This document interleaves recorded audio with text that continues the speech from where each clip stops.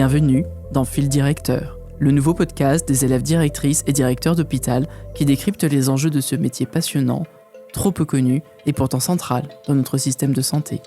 L'hôpital. Plus de 700 000 enfants y naissent chaque année. Nous y passons tous au moins une fois au cours de nos vies. Et souvent nous y sommes accompagnés dans nos derniers instants. Nous partageons tous un rapport viscéral à l'hôpital, entre attachement et repoussoir. Des séries américaines remplies de docteurs héroïques, aux fermetures médiatiques de maternité, en passant par les nuits d'attente aux urgences. Mais l'hôpital, c'est plus de 200 métiers et souvent le premier employeur de la ville. Une structure complexe, fragile, plus que jamais au cœur de tous nos enjeux de société. Entre crise sanitaire, vieillissement démographique, mais aussi innovation, prise en soin de toutes et tous, riches comme pauvres, avec ou sans papier.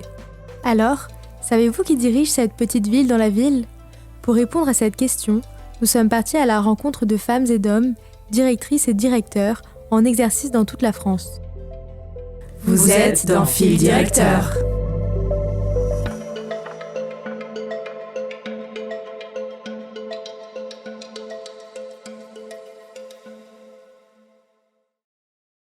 Bonjour Catherine Ravinet, merci beaucoup d'avoir accepté notre invitation et de vous prêter à l'exercice du podcast. Pour commencer, pourriez-vous vous présenter en quelques mots pour nos auditeurs ? Bonjour à tous, je suis donc Catherine Ravinet, je suis retraitée depuis le 1er janvier 2025, donc c'est assez récent. Et j'ai fait toute ma carrière dans les hôpitaux, dans lesquels je suis rentrée en 1983, ce qui date un peu.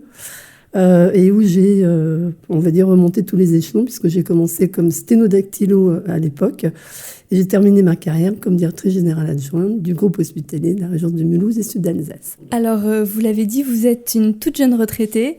La première question qu'on voulait donc vous poser, c'est est-ce que l'hôpital vous manque ? Alors, je vais être très honnête, les 3 premiers mois de retraité sont très difficiles, parce que on se retrouve un peu seul, un peu inactive.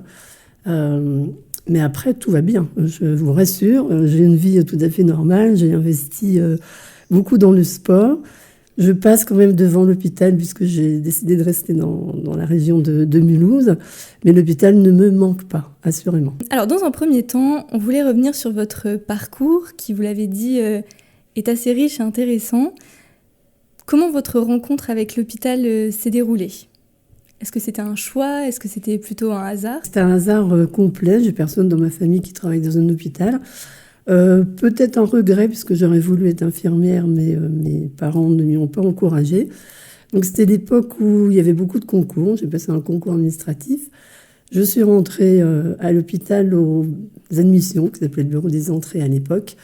Et c'était un peu un coup de foudre pour le travail à l'hôpital, parce qu'à l'époque, on avait la chance d'aller faire les admissions aux urgences, directement dans les box, et d'être au plus près des patients et de toucher à la vraie vie de l'hôpital, et pas la vie que j'appelle, moi, la vie administrative. Donc c'était, oui, vraiment un coup de cœur. Et puis après, moi, j'ai monté les échelons, j'ai passé des concours, j'étais secrétaire de direction, j'ai été adjoint des cadres.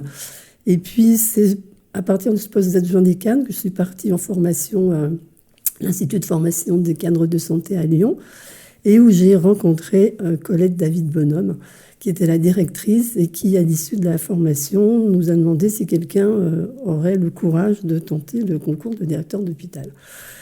Elle m'a expliqué comment faire, elle m'a expliqué que ce serait difficile, qu'il fallait passer un concours national pour partir 1 an faire une prépa.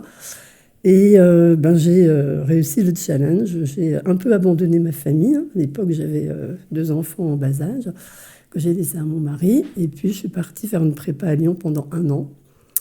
Et puis après, j'ai réussi d'abord les 2 concours qui n'existent plus aujourd'hui, puisqu'ils ne sont plus qu'un de directeur d'établissement sanitaire et social et médico-social. J'ai raté honteusement le concours de directeur d'hôpital. Donc, je suis partie 1 année à Rennes pour faire cette première année de formation. Et puis, j'ai un ami qui, lui, avait raté les 3 concours, qui m'a dit moi, je ne retourne pas les passer si tu ne viens pas avec moi. Donc, j'ai dit écoute, OK, moi, je ne révise rien, je passe directeur d'hôpital et puis on verra bien. Et bien sûr, j'ai réussi directeur d'hôpital. Et donc, j'ai réembrayé pour 27 mois à l'époque.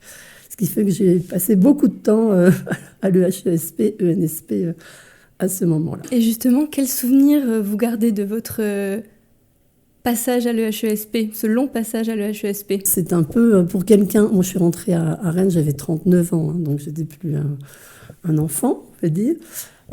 Donc c'était un peu à la fois la liberté de se dire, j'avais les coudes un peu plus franches. Et puis c'était revenir dans un système quand même de formation, s'habituer aux collègues, hein, parce qu'on se retrouve un peu âgé par rapport aux autres, avec des niveaux de formation qui sont tous différents, avec peut-être l'intérêt pour les internes d'avoir travaillé, de savoir quand même ce que c'est un peu plus que la vraie vie. Et puis, il faut que le mélange se fasse entre tous, et ça se fait assez bien. Je pense que je suis quand même assez malléable sur le sujet. Et on travaille tous ensemble. On n'est pas obligé de tous s'aimer, mais voilà, c'est la vie étudiante. Ça change aussi un peu. Et puis, moi, j'ai adoré mes collègues, j'ai adoré tout ce qu'on a fait. Des fois, on en a un peu marre. Hein. Je pense que c'est comme ça pour tout le monde, hein, au bout de 2 ans. On apprend. Là où on apprend le plus, très honnêtement, c'est aussi sur le terrain. L'école, c'est bien, mais on a besoin d'aller se frotter à la vraie vie de l'hôpital. Alors une petite anecdote, c'est la fin. Alors bien sûr, Rennes, il y a les festivités aussi à Rennes, hein, c'est important, ça permet d'être ensemble et puis d'avancer ensemble. En fait, moi, ce que je retiens, c'est le jour de la remise des diplômes. C'est Édouard Couty qui est venu à ce moment-là. Moi, j'étais très bien placée. Je crois que j'étais 12e sur une promo de 80. Et à chaque fois, il nous a demandé, mais où avez-vous décidé de vous implanter? Et donc, quand j'ai dit, je vais aller au centre hospitalier de Belfort-Montbéliard, il m'a dit, vous avez beaucoup de courage, madame. Ce sera difficile. Et ça, je l'ai bien intégré. Finalement, ça n'a pas été si difficile que ça. Pour revenir sur votre parcours, donc, vous avez exercé différentes fonctions avant de devenir directrice d'hôpital. Est-ce que vous pensez que ce parcours est une force, alors même qu'on reproche parfois aux préparationnaires des concours d'être un peu tous issus du même moule? Je pense qu'il est important d'être au plus près du terrain, et en être issu, c'est certainement plus facilitant pour ouvrir les portes et pour aller là où on a envie d'aller. En fait, ce que je vois par rapport à mes jeunes collègues, hein, avec lesquels je travaillais encore il n'y a pas très longtemps, c'est pour certains une difficulté à aller vers. Et c'est très important. Enfin, la vie, elle n'est pas au fond de nos bureaux, hein, à faire des chiffres et des graphiques et ce que vous voulez. C'est important d'aller au plus près, de comprendre, hein, le fonctionnement d'un hôpital. Les hôpitaux ne fonctionnent pas tous de la même façon. Il y a des habitudes, il y a des choses à faire, à ne pas faire. Et pour moi, c'est ce qui est fondamental, c'est sortir du bureau, aller oser. Hein. Des fois, c'est difficile d'aller se frotter à des médecins qui ne sont pas contents, à des partenaires sociaux qui râlent et qui ont juste une envie, c'est de faire un piquet de grève devant votre bureau. Mais voilà, c'est sortir du bureau pour comprendre ce qui se passe ailleurs. Et alors, ça peut être facilitant de se dire on a une équipe de direction, on reste groupé, on reste entre nous et puis on décide entre nous. Voilà, les décisions, elles ne se posent pas juste uniquement entre nous. C'est penser que l'hôpital est bien vaste et qu'il y a beaucoup d'acteurs à prendre en compte. Vous avez aussi occupé au cours de votre carrière la quasi-totalité des grands types de postes que peut prendre un directeur d'hôpital, des directions fonctionnelles, des directions de pôle, la direction générale adjointe et même une direction générale par intérim. Est-ce que vous pouvez nous parler de ces différentes facettes du métier de directeur d'hôpital? Je vais commencer par DRH, puisque c'est par là que j'ai commencé, avec une situation un peu particulière, parce que quand j'étais recrutée sur mon premier poste à Belfort-Montbéliard, j'étais recrutée comme DRH adjointe. Ce qui, moi, m'arrangeait bien, en me disant, pour commencer, c'est bien d'être adjointe. Et puis, le jour où j'ai pris mes fonctions, le directeur Jean Schmitt, qui n'était pas le directeur qui m'avait recrutée, puisqu'il n'était pas là à l'époque, m'a dit, écoute, je ne te connais pas, mais je suis sûre que tu seras très bien comme DRH toute seule. Et voilà comment j'ai commencé ma carrière de DRH. Finalement, c'était peut-être pas plus mal. C'était compliqué parce que c'est un établissement qui venait de fusionner depuis 4 mois, où franchement, rien n'avait été préparé au niveau RH. 2 DRH distants de 35 km qui se haïssaient les uns les autres. Il a fallu travailler avec eux. Alors, on n'est pas, même si on est tout seul comme directeur dans cette petite structure qui n'était pas si petite, j'avais la chance d'avoir des attachés formidables, très important d'avoir des bons attachés sur lesquels s'appuyer parce qu'ils ont la technique qu'on n'a pas nous forcément. Voilà, première expérience difficile, avec la chance d'avoir une de mes collègues, Frédéric Labro-Goubi, qui a commencé en même temps que moi. Donc, on s'entraidait. Quand ça allait un peu mal, le soir, on passait un peu de temps ensemble. Et puis, notre DG, qui, quand il sentait qu'il avait un peu trop tiré là, sur l'ambulance, nous disait « Bon, les filles, vous allez chercher vos chaussures de marche et puis on part au ballon d'Alsace et on va marcher ensemble un après-midi. » Ça reprenait un petit peu de force pour pouvoir continuer parce que, voilà, je vous dis, le premier poste, il est quand même peut-être le plus difficile, même si on apprend beaucoup en stage et à l'école. Pour autant, d'un coup, vous êtes un peu le propre chef de votre direction et il faut tenir le coup. On était formés pour ça, donc voilà, c'est une première expérience, l'avoir en tête. On gagne au bout, mais des fois, il y a des moments un petit peu difficiles. Ensuite, j'ai pris mes fonctions à Mulhouse. Je suis arrivée à Mulhouse parce que mon mari, lui, avait trouvé du travail à Mulhouse. Donc, c'était plus simple. Et puis, le travail de DRH à Mulhouse n'avait rien à voir avec ce que j'avais connu à Belfort-Montbéliard. C'était beaucoup plus facile, je trouve. Des partenaires sociaux avec lesquels les relations sont beaucoup plus fluides, où on peut parler simplement, même quand on n'est pas d'accord. Et puis, les choses sont un peu compliquées quand on a attaqué les fusions. Ça, je pense qu'on en reparlera par la suite. Et puis, j'ai eu la chance, en étant DRH, d'être aussi directrice de pôle. Et ça, c'est bien de pouvoir mixer à la fois l'aspect technique de la DRH et puis d'être au cœur du terrain, enfin d'aller dans les services, de pouvoir travailler avec les cadres, les médecins, de se permettre, parce que je crois qu'il faut permettre, comme quand vous avez fait vos stages, d'aller voir vraiment ce qu'on a envie d'aller voir. On comprend mieux, ça permet aussi, eux, de mieux comprendre comment nous, on travaille, de les aider autant que peu, sans non plus être pas maternant avec eux, et puis ils essaient aussi un peu d'avoir un peu plus, surtout quand on est DRH. Et ça ne marche pas comme ça, et puis voilà. Et puis DGA, c'est un peu par hasard, on va dire, en fait, quand le DGA de Mulhouse est parti, ma DG, Daniel Portal, m'a appelé et m'a dit « Écoute, je voudrais que tu prennes la place de François. » Et je lui ai dit non. Je lui ai dit non, moi je suis très bien comme DRH, ça ne m'intéresse pas, je continuerai comme DRH. Elle me dit tu rentres chez toi, puis tu réfléchis, on en reparlera demain. Et effectivement, dans la nuit, je me suis dit que c'était une opportunité qu'on ne pouvait quand même pas refuser. Et j'ai dit OK. Alors DGA, c'est quelque chose d'un peu hybride. En fait, on n'est pas directeur adjoint, on n'est pas DG. Il faut louvoyer entre tout le monde. On fait le go-between en permanence. C'est intéressant, des fois c'est moins intéressant. Et puis j'ai eu la chance en plus de faire 2 intérims de direction, puisque 2 directeurs sont partis. Et là, c'était un peu plus compliqué parce que les professionnels font bien la différence entre un DGA et un DG par intérim. Et là, vous êtes bombardés de tout ce qu'ils n'ont pas pu avoir avant, lorsqu'il y avait le DG, et qui essaient à tout prix que vous puissiez leur donner ce qu'ils n'ont pas eu. Il faut tenir bon, il faut tenir l'hôpital sans dommages, sans avoir de catastrophe d'aucune sorte. Et puis, on y arrive. Et puis, quand le nouveau DG arrive, on est content de rendre le poste.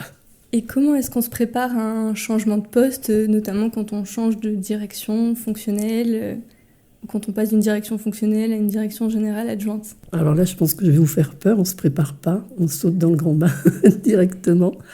C'est trop difficile. Enfin, on n'a pas le temps de se préparer, en fait. Quand vous êtes DRH, vous voyez un peu comment fonctionne quand même la direction générale. Et puis, on fait tous comme on peut. Moi, j'ai eu la chance d'être très aidée par le président de CME, avec une équipe de direction qui accepte, pour moi, pleinement le fait que vous passiez de un des collègues à au-dessus. Il n'y a eu aucun problème. Enfin, ils m'ont aidée. J'ai vraiment été... je me suis jamais sentie seule. Jamais, jamais.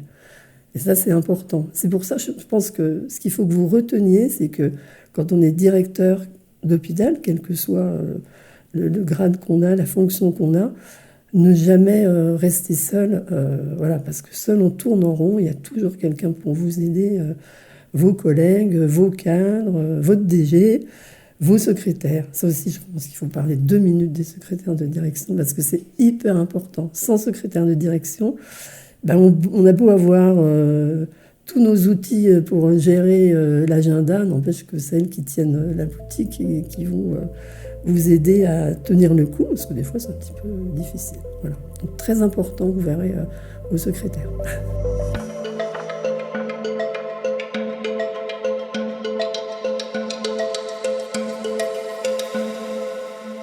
Dans un deuxième moment, nous allons parler du mouvement que vous avez accompagné, peut-être subi, de regroupement des hôpitaux et de la mise en place d'un certain nombre de directions communes. En effet, un des traits significatifs de votre parcours, à notre sens, peut-être que nous nous trompons, mais vous pourrez revenir dessus, c'est d'avoir accompagné un mouvement de regroupement de plusieurs hôpitaux vers la création de directions communes. Alors, tout d'abord, avez-vous une opinion sur ces mouvements, sur le modèle qui s'est mis en place à ce moment-là? Alors, je ne sais pas si je parlerai d'opinion, mais il y a des mouvements qui sont quasi obligatoires. Pour le groupe hospitalier de la région de Mulhouse et Sud-Alsace, nous avions un établissement important, Mulhouse, avec des petits hôpitaux autour. Alors c'est un travail de longue haleine, c'est un travail où il faut être là aussi sur le terrain, expliquer comment on en est arrivé là, pourquoi il faut avancer différemment, pourquoi on commence déjà par une direction commune. Alors c'est un petit peu light, hein, on arrive tranquillement, et puis assez rapidement, il faut parler de fusion, parce que la direction commune, ça ne rime pas à grand-chose. Et là, c'est plus compliqué. La fusion devient compliquée parce que c'est une absorption, hein, une fusion. Les personnels ne s'y retrouvent pas forcément. Ils ont peur parce que souvent, dans les petites structures, ils ne sont pas rémunérés. Alors, je sais qu'il y a un statut, hein, mais ils ont parfois des surrémunérations. Alors moi, comme j'étais DRH à l'époque, il a fallu énormément travailler pour qu'ils soient à égalité avec les autres. Et ça, c'est long, il faut rencontrer tout le monde, un à un. Des discussions sans fin avec des partenaires sociaux qui ont été compréhensifs, hein, mais c'est vraiment un gros travail. Donc voilà, il faut vraiment mouiller sa chemise. Nous, on a été des réunions sans fin sur chaque site. Alors on a toujours été bien accueillis. Hein. Ça, c'est l'Alsace avec le Kouglof qui était là et le café tous les matins. Mais beaucoup de discussions en groupe avec les partenaires sociaux, et puis d'entretien individuel avec chaque agent, comment vous êtes reclassé, qu'est-ce qu'on va vous proposer, le choix de plusieurs solutions. Vous restez sur place, mais pas forcément dans les fonctions que vous aviez. Alors je ne parle pas des soignants, mais plus des techniques, des médico-techniques, des administratifs. Ça se fait, c'est un peu chaotique, on n'a pas eu de grève, on n'a pas eu de... Voilà, on a beaucoup travaillé avec les partenaires sociaux, qui sont des partenaires sociaux très intelligents à Mulhouse, vraiment. Et puis, voilà, ça s'est fait, mais on a eu un peu d'agents qui sont partis aussi, qui ont choisi de faire autre chose. Et puis voilà, ça s'est ajusté avec des fois des hauts, des bas, des fois ça râle un peu, mais voilà, on y est arrivé. Mais il faut prendre du temps, il faut mouiller sa chemise. Et comment, comme DRH, gère-t-on ces situations? Vous avez déjà un petit peu développer la relation avec les partenaires sociaux, mais ce qu'on se dit également, c'est même vis-à-vis de nos collègues directeurs, créer des directions communes, ça suppose de réorganiser ce collectif dont vous avez parlé dans l'équipe de direction. Ça suppose aussi peut-être faire passer certains directeurs d'établissements plus petits au sein d'une équipe, donc de les placer sous la responsabilité d'un autre directeur ou d'une autre directrice. Comment est-ce qu'on peut construire un récit? Comment est-ce qu'on peut procéder à ces réorganisations sans faire exploser les tensions? Alors, on a eu la chance, lors de cette fusion, d'avoir 2 directeurs des établissements qui étaient des établissements qui n'étaient pas ceux du GHRMSA, qui étaient de jeunes directeurs, qui commençaient leur carrière, donc qui n'avaient pas non plus un point d'ancrage important pour être chef d'établissement immédiatement. C'était des petites structures, hein. C'est pas comme si on était sur des établissements d'une taille comparative à celle de Mulhouse. Donc on les a intégrés, hein. L'un d'entre eux, alors je ne sais plus exactement où on a mis Nicolas, Et puis l'autre est arrivé au service économique. On avait des postes disponibles, hein, donc c'était pas je vous recase dans un endroit et puis on verra bien ce que ça donnera. Et de fait, ils sont restés. Hein. Ils sont bien accoutumés. On était beaucoup de jeunes directeurs, donc c'était plus facile aussi. Et puis je pense qu'on les a bien intégrés. Bon, il y a certainement eu un peu de deuil à faire de leur part, mais ça s'est fait vraiment très, très, très facilement. Et puis, ils ont été aidants aussi. Les professionnels, sachant qu'on gardait les directeurs, ça permettait aussi pour eux de revenir, de les appeler en disant « Je ne suis pas bien dans mon poste, est-ce que vous pourriez m'aider ?» Voilà, personne n'est... Voilà, ils ne sont pas partis en courant, ils sont restés. Et l'un d'entre eux est toujours là depuis déjà pas mal d'années. Et dans ce processus de regroupement, vous qui avez été directrice générale par intérim, comment décririez-vous le positionnement spécifique du directeur général ? Comment construire sa légitimité ? Comment initier une culture commune dans des ensembles qui sont importants, qui ont parfois des habitudes très différentes sur lesquelles vous avez déjà insisté un petit peu ? Le rôle du DG dans ce regroupement ? Alors, c'est beaucoup de discussions. Hein. Le DG, il ne reste pas non plus dans son bureau à attendre que les gens viennent le voir. Plusieurs points d'ancrage. Le premier, c'est le DG doit aussi être assez proche des personnels non médicaux, des organisations syndicales. À Mulhouse, on a toujours eu, une fois par mois, une réunion partenaires sociaux auquel le DG a toujours participé, ce qui était important. Parce qu'en tant que DRH, on travaillait beaucoup avec des partenaires sociaux, mais les partenaires sociaux avaient besoin aussi, au moins une fois par mois, d'être avec le DG, de discuter avec le DG. Les 3 DG que j'ai eus ont toujours eu la porte ouverte pour recevoir les partenaires sociaux indépendamment de ces réunions. Et ça, c'est important parce que les partenaires sociaux, ils sont aussi nos porte-parole. Hein. Donc, si vous ne travaillez pas avec eux, ça risque de coincer à un moment donné. La deuxième strate qui est très importante, c'est l'encadrement, et je pense à l'encadrement soignant notamment. On a toujours beaucoup travaillé avec les cadres supérieurs de santé. C'est important, les cadres supérieurs de santé, parce que si vous voulez avoir un petit peu la paix dans les services, il faut travailler avec eux. D'où l'importance aussi d'avoir des directeurs de pôle, hein, parce que voilà, ça permet d'avoir le lien.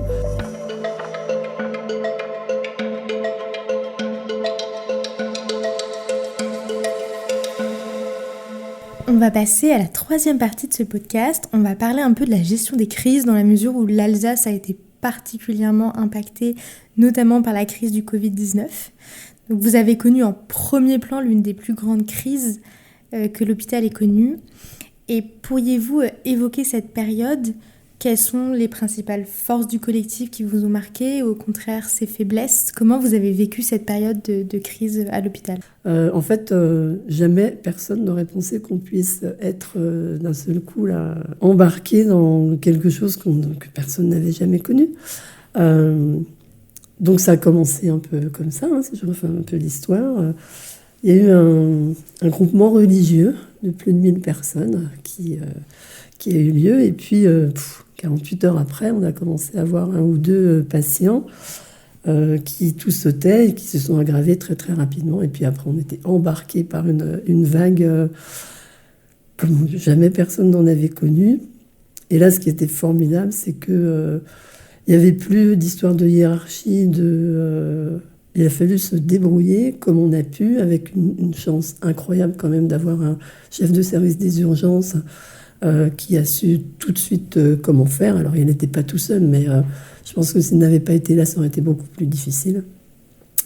Et puis tout le monde s'est mis, on ne va pas dire au garde à vous, mais s'est dit j'ai un jeu à jouer dans l'histoire, j'abandonne tout ce que je sais, tout ce que j'étais, et puis on se met au service de la prise en charge du patient.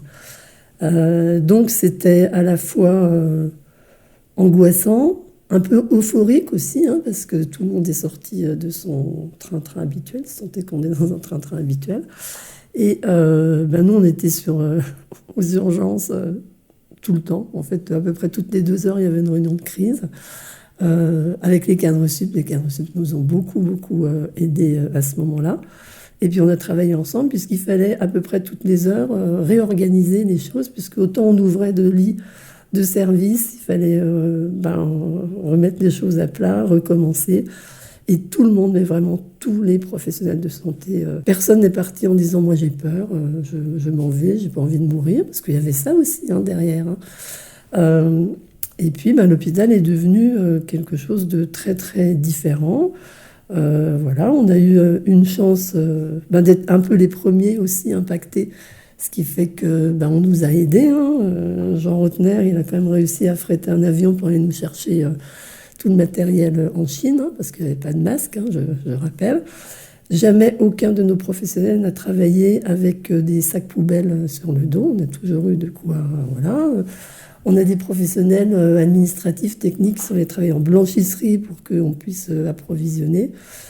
Nos cuisiniers qui ont été formidables, tous les jours ils emmenaient une petite attention dans chaque service, un petit croissant, un machin, un truc pour que tout le monde tienne le coup. Alors ça semble anecdotique, mais c'était important, quoi.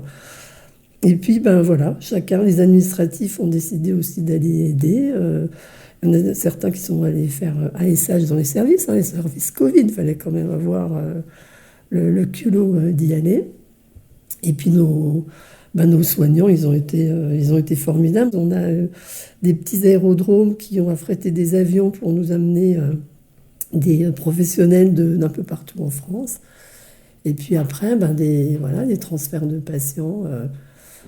en Allemagne, de l'autre côté de la France, dans des contrées qui n'avaient rien eu. Notre ancien directeur, il était à Toulouse, il a toujours dit, lui, à Toulouse, il écoutait ce qui se passait et puis il a essayé de nous aider.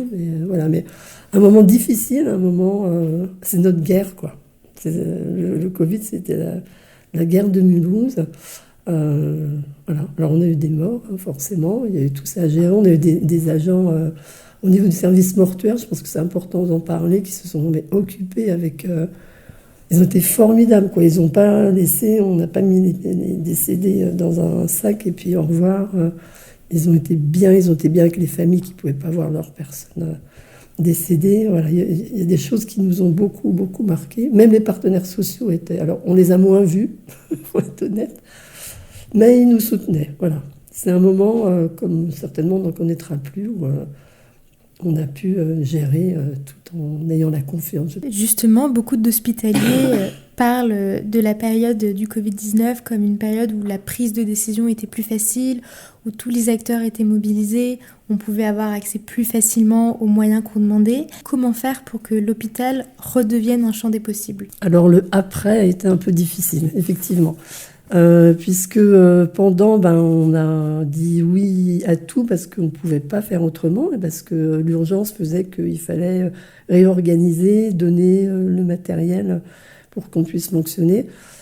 Et puis arriver à la fin du Covid. Alors, ça ne s'est pas arrêté du jour au lendemain, puisque je rappelle, il y a eu plusieurs phases qui ont été difficiles aussi à mettre en place parce que je pense que les équipes, on avait quand même un petit peu marre à force d'organiser, réorganiser. Et après, il faut revenir à la gestion habituelle de l'hôpital, à dire non, non, je ne peux pas vous donner un demi-poste d'infirmière en plus, ça n'est plus possible, on n'a pas les moyens, faites plus d'activités. Donc il y a un moment qui est compliqué.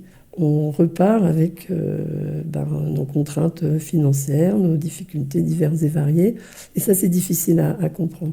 Il faut expliquer, il faut là aussi aller sur le terrain, sans ça les gens ne comprennent pas que on est tous été aussi proches et puis que du jour au lendemain, ça repart comme avant. Dans des proportions différentes que la crise du Covid-19, on parle beaucoup de la crise à l'hôpital.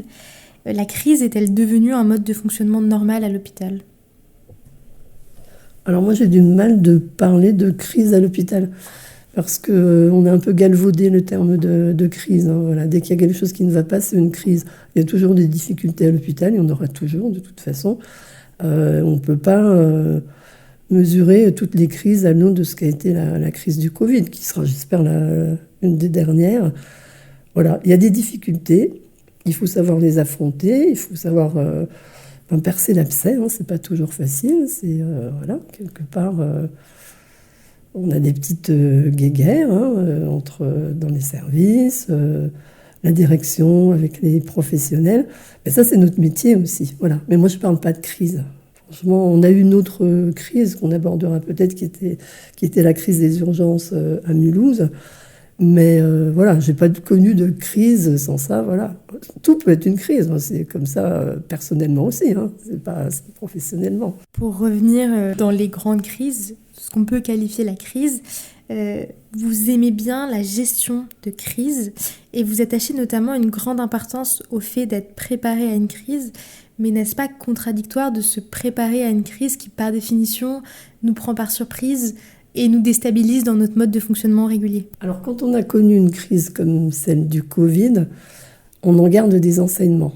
On a, alors pas seulement Mulhouse, mais tous un peu écrit sur le sujet pour s'y retrouver le jour où il se passera quelque chose d'équivalent ou qui s'y rapproche. Je pense que la façon dont on a travaillé pour le Covid, elle pourrait se multiplier sur d'autres crises, ça servira toujours.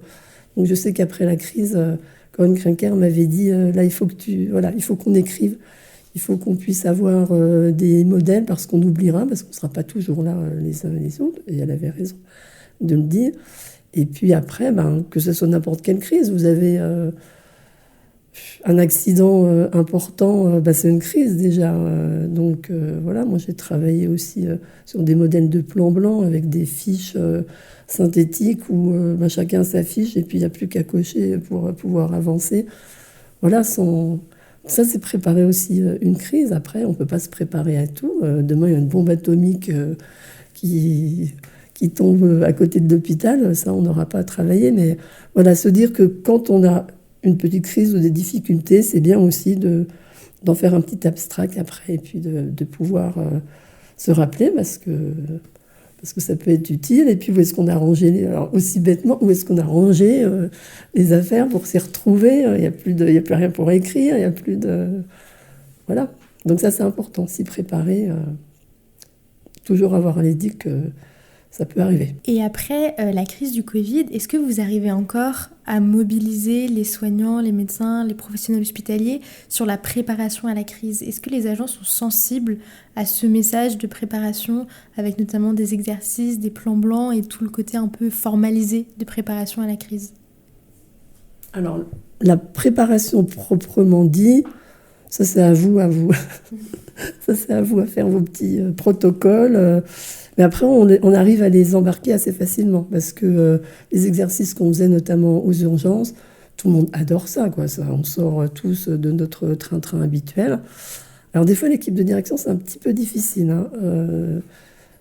Je suis désolée, surtout pour les plus jeunes qui ont du mal. Je pense que c'est une appréhension de se dire « je ne saurais pas faire ». À partir du moment où vous arrivez, vous êtes en cellule de crise, vous avez votre place, vous avez votre petit matériel, vos petites fiches, on y va, quoi. C'est tellement plus facile, mais il faut dépasser cette appréhension-là. Mais les exercices sont très importants. Et puis dans les services, les gens les aiment beaucoup. D'abord, ça leur permet de sortir un petit peu, de voir autre chose. Et puis, ça fait des moments aussi où on est tous ensemble, où l'aspect hiérarchique est un petit peu différent. Donc voilà, moi je préconise d'en faire autant que possible. On n'a pas aussi le temps de faire ça tout le temps. Mais ça permet aussi d'avoir des liens avec les professionnels qui sont différents. Est-ce qu'être directeur d'hôpital, c'est parfois jouer le rôle de pompier? Assurément. Assurément, et quelque part, c'est quelque chose qui est bien. Il ne faut pas être directeur d'hôpital si on n'a pas envie d'un peu de folie, de sortir de son bureau et puis d'aller gérer tout ce qui se passe à l'extérieur. Oui, on a un pompier. Alors un pompier qui fait avec ce qu'il a, quoi. Il n'a pas 12 000 pompes d'eau et puis des citernes de tous les côtés. Donc il fait comme il peut. Mais oui, on a un travail de pompier. On a beau être un administratif. Je déteste quand on dit qu'on est des administratifs. N'empêche qu'on gère vraiment l'hôpital. Ou alors il y a celui qui n'est pas intéressé, qui reste dans son bureau et puis qui n'en sort pas. Et ça, je déconseille. Vous, en tant que jeune directeur, il faut sortir des bureaux, quoi. La vie, elle n'est pas dans votre bureau, même si on a besoin d'y être. Mais il faut apprendre l'hôpital et c'est tout l'intérêt de notre métier, c'est tout l'intérêt.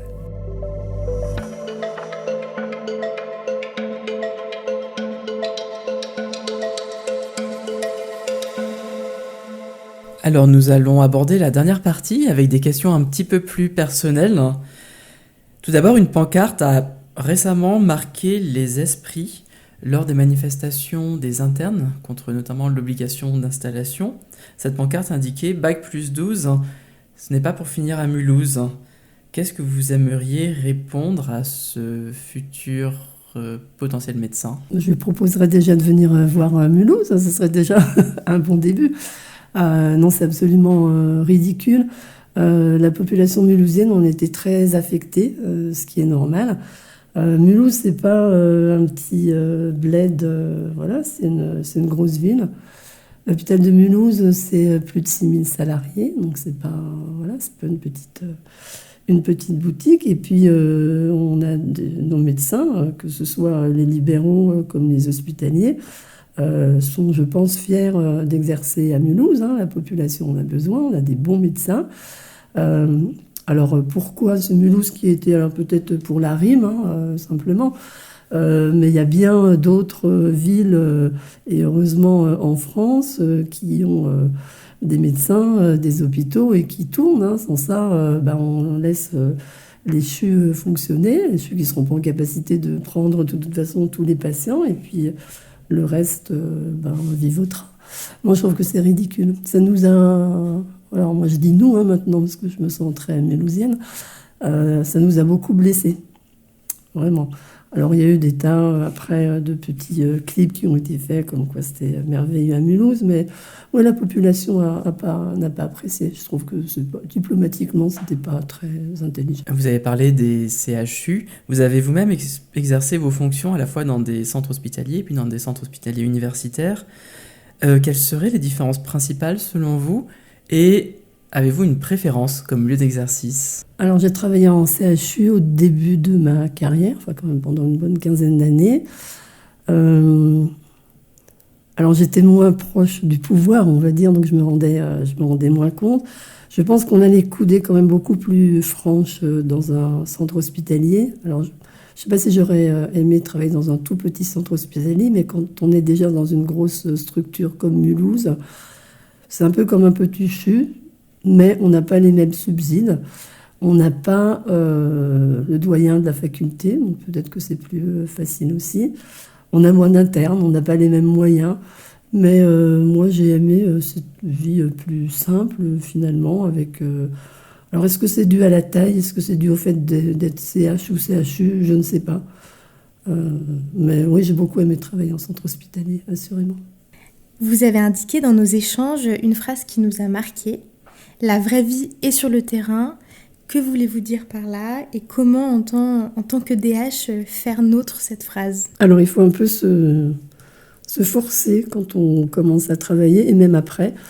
La facilité, c'est de se dire j'ai mon service, j'ai mon bureau, j'ai mes professionnels, et puis je fais avec. Mais si on reste sur ce paradigme-là, on va pas bien loin. En fait, la vraie vie, elle est sur le terrain. Il faut aller voir ce qui se passe, il faut aller écouter... Alors, c'est pas toujours simple, les récriminations, les doléances des uns et des autres, mais c'est là où on se rend compte de comment fonctionne un hôpital. Donc, vraiment, je pense que c'est très, très, très intéressant, mais vous l'avez vu pendant vos stages durant votre formation, que d'aller comprendre comment ça fonctionne. On comprend mieux. Les professionnels vous aiment bien aussi qu'on vienne... il ne faut pas avoir peur de leur dire on vous a acheté un nouvel appareil. Moi, je ne comprends pas à quoi ça sert. Est-ce que je peux voir? Est-ce que je peux... il y a une nouvelle opération que vous avez mis en place. Est-ce que vous accepteriez que je vienne regarder? Alors, c'est pas le stage professionnel, tous les jours.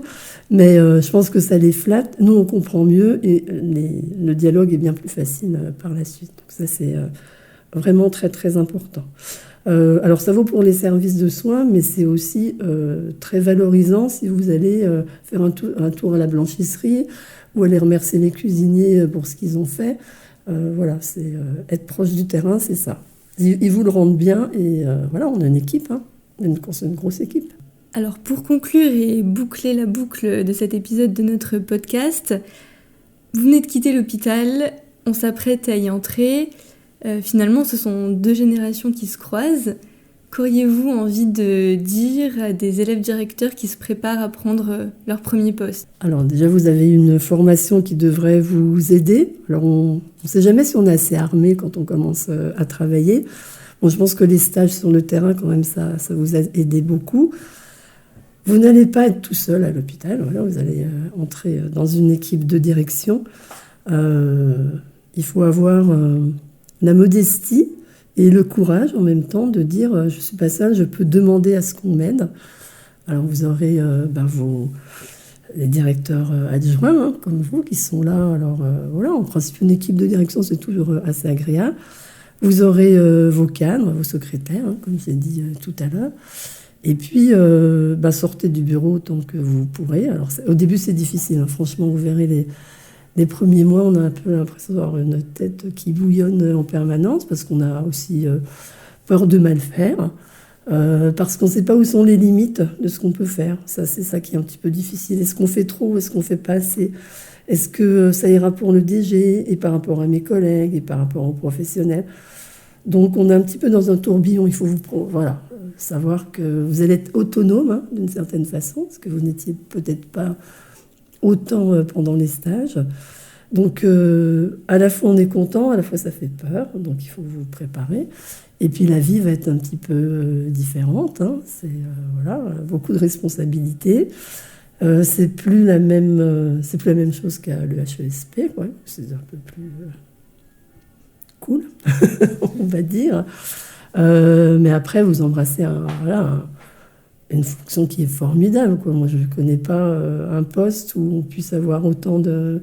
C'est la vie. L'hôpital, c'est la vie.